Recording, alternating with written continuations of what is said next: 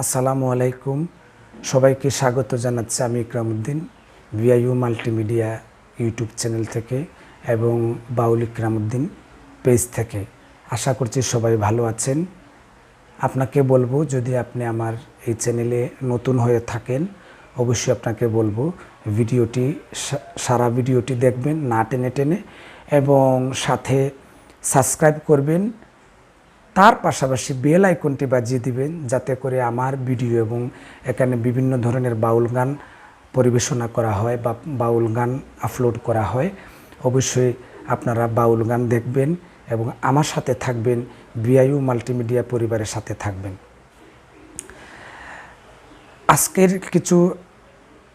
আজকে কিছু কথা বলবো আপনাদের সম্মুখে।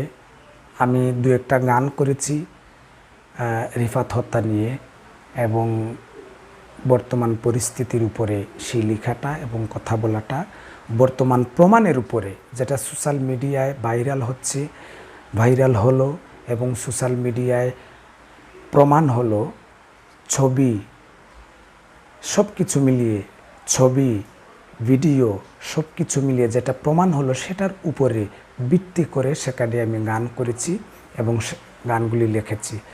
এটা কেউ মেনে নিয়েছেন, আবার কেউ মেনে নেন নাই। কেউ বলছেন যে আপনি মিন্নিকে কথা বলেছেন, মিন্নিকে নিয়ে গান লিখেছেন, মিন্নিকে নিয়ে কথা বলেছেন। আসলে মূল বিষয়টা হলো আপনি কাকে, আপনার বিবেকটা কোথায়? প্রথম অবস্থায় তারা কারা যারা মিন্নিকে এখন বাঁচাতে চায় এবং যারা মিন্নিকে বলছে যে একদমই সে নির্দোষ, তার কোনো দোষ ছিল না, তারা কারা? আপনি কিভাবে বুঝতে পারলেন বা কিভাবে প্রমাণ আসলো আপনার কাছে যে মিন্নি অপরাধী নয়? এত কিছু আপনি দেখলেন।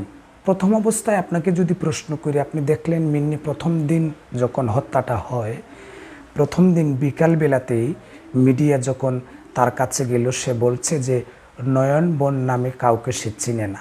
তারপরের দিন সে আবার এই ফিতাটা পাল্টিয়ে দিল।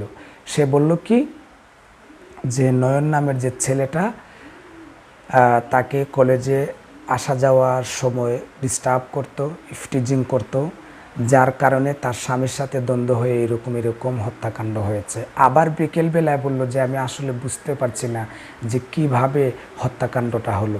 এই দিনের বেলাতেই আবার প্রকাশ পেয়ে গেল যে মিন্নির সাথে, এই দিন কিন্তু এই সময় পর্যন্ত কিন্তু নয়নকে ক্রসফায়ার হয় নাই এবং কোনো আসামিও ধরা হয় নাই। দুদিন পরে কিন্তু আসামি ধরেছিল বাংলাদেশের প্রশাসন, এটা আপনারা দেখেছেন। সেখানে কথা হলো যে মিন্নিকে যখন বলা হলো, ঠিক তখনই কিন্তু একটা ছবি ভাইরাল হয়ে যায় ফেসবুকে, যে নয়ন বন্ডের সাথে মিন্নির ছবি কিভাবে, এবং একটা ভিডিও ভাইরাল হয় যে কেক কাটার সময় তার জন্মদিনে, মিন্নির জন্মদিনে বা রিফাতেরই মিন্নির জন্মদিনে কেক কাটছে নয়ন বন্ড, একদম ঠিক তার পাশে, এটা আপনারা দেখেছেন। তাহলে কি বলবেন আপনি যে মিন্নি নয়নকে চিনে না?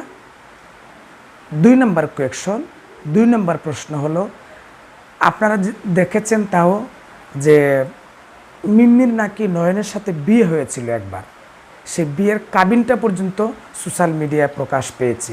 সেখানেও কি বলবেন যে নয়নবনকে সে চিনে না? তৃতীয়টা হলো যে যেই অফিসে গিয়ে তাদের বিয়ে হয়েছিল, সেই অফিসের কাজী সাহেব সোশ্যাল মিডিয়াতে সাক্ষাৎকার দিয়েছেন যে মিন্নির বিয়ে হয়েছিল এই তারিখে, এই সময়ে, এবং তার মা নাকি টেলিফোন করে বলেছিল যে বিয়েটা করিয়ে দিন, আমাদের মত আছে কিন্তু তার বাবার মত নেই, বা এই সেই এরকম। সেটাও কি আপনি অস্বীকার করবেন? সে জিনিসটা কি আপনি দেখেন নাই? আপনি এখন আসছেন, ভালো কথা, একটা বিচারাধীন অবস্থায় আছে, প্রক্রিয়াধীন অবস্থায় আছে। তাকে গতকালকে জামিনের আবেদন করা হয়েছিল, জামিন দেওয়া হয় নাই। প্রথম অবস্থায় কোনো আইনি পদক্ষেপ কেউ নেয় নাই, কোনো আইনজীবী তার বিরুদ্ধে, তার পক্ষে লড়বেন কেউ আসে নাই। এখন যেহেতু আসছে, বিচার হবে। তবে আমরা আশাবাদী যে অবশ্যই মিন্নি অপরাধী, মিন্নিকে শাস্তি ভোগ করতে হবে। আমি আমার ব্যক্তিগতভাবে করছি। এই সমস্ত দেখে এবং এই সমস্ত প্রমাণাদি পাওয়ার পর যার বিয়ে হয়েছিল, তারপরে আরেকটা প্রশ্ন, আরেকটা আপনাদেরকে দিই। মিন্নি এবং রিফাত, যখন রিফাত প্রথম অবস্থায় কলেজে আসলো, তারপরে ওই যে মোটর বাইকে করে নিয়ে যাবে সেই জায়গায় তার একটা আপত্তি ছিল, সে যাবে না, একটা ঝগড়া করে ফেরত চলে আসছে, এটা আপনারা দেখেছেন। তারপরে হলো যে নয়ন বন্ডের লোক রিফাত ফরাজি যখন তাকে নিয়ে রিফাত ফরাজি তো নাকি, হ্যাঁ রিফাত ফরাজি নামের যে ছেলেটা ছিল, সে যখন রিফাত শরীফকে নিয়ে যাচ্ছিল, তখন মিন্নি ছিল পিছন থেকে তার, আপনারা দেখেছেন তার স্লো মোশনে হাঁটা, তার কোনো প্রতিক্রিয়া ছিল না, তার কোনো ভাব ছিল না যে আমার মানুষকে বা তার স্বামীকে একজন গুন্ডারা বা সন্ত্রাসীরা কয়েকজন মিলে ধরে নিয়ে যাচ্ছে, তার কোনো ধরনের কোনো উত্তেজক বা চিল্লা হাজ এরকম কোনো কিছু নেই, চিল্লা চিৎকার এরকম কোনো কিছু নেই। যখন দাও দিয়ে কুপানো শুরু করলো, তখন কিন্তু তার একটা প্রতিক্রিয়া, সে বাঁচানোর চেষ্টা করেছে। হয়তো এরকমই হইতে পারে যে প্রথম অবস্থায় রিফাতের সাথে তার একটু দ্বন্দ্ব ছিল, এখানে শাস্তি দেওয়ার জন্য বা নয়নের সাথে যে সম্পর্কটা ছিল তাকে একটা শাসানোর জন্য একটা নয়নের সাথে মিলেমিশে কাজ করে যে রিফাতকে একটা শাসাবে, এরকম হইতে পারে। কিন্তু নয়ন হয়তো সরলতার সুযোগ সেখানে নিয়েছে, নেওয়ার পর হয়তো একেবারে শেষ করে দিয়েছে তাকে। আরেকটা জিনিস হলো, রিফাত যখন এতগুলি দ্বার কূপকে যখন চলে যাচ্ছিল, আপনারা দেখেছেন তার স্ত্রীর দিকে কিন্তু একবারও তাকায় নাই।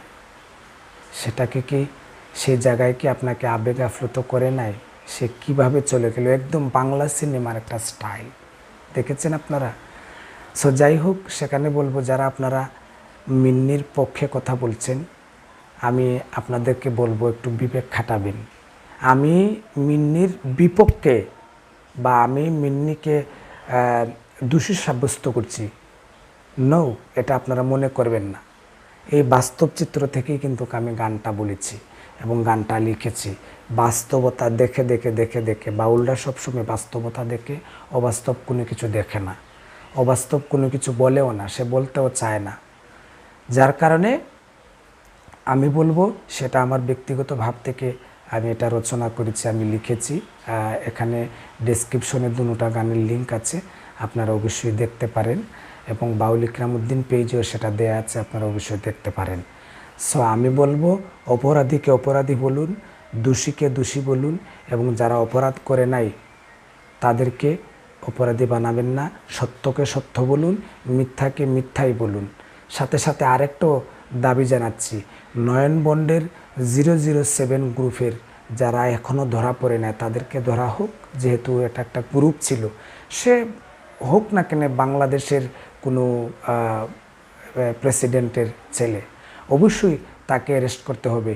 আপনার জন্য আইন সমান, আমার জন্য আইন সমান, সবার জন্য কিন্তু আইন সমান। যার কারণে অপরাধীকে কঠিন শাস্তি দিতে হবে, অপরাধীকে ধরুন, অপরাধকে বের করে আনুন, এবং যারা নির্দোষ আছে তাদেরকে নির্দোষ ঘোষণা করা হোক। সেটাই আমার পক্ষ থেকে এবং আমার কথা। ধন্যবাদ সবাইকে এত সময় সাথে থাকার জন্য। অবশ্যই আমি আবারও বলবো, চ্যানেলটির সাথে থাকবেন, বাউল গানের সাথে থাকবেন। আসসালামু আলাইকুম রহমতুল্লাহ।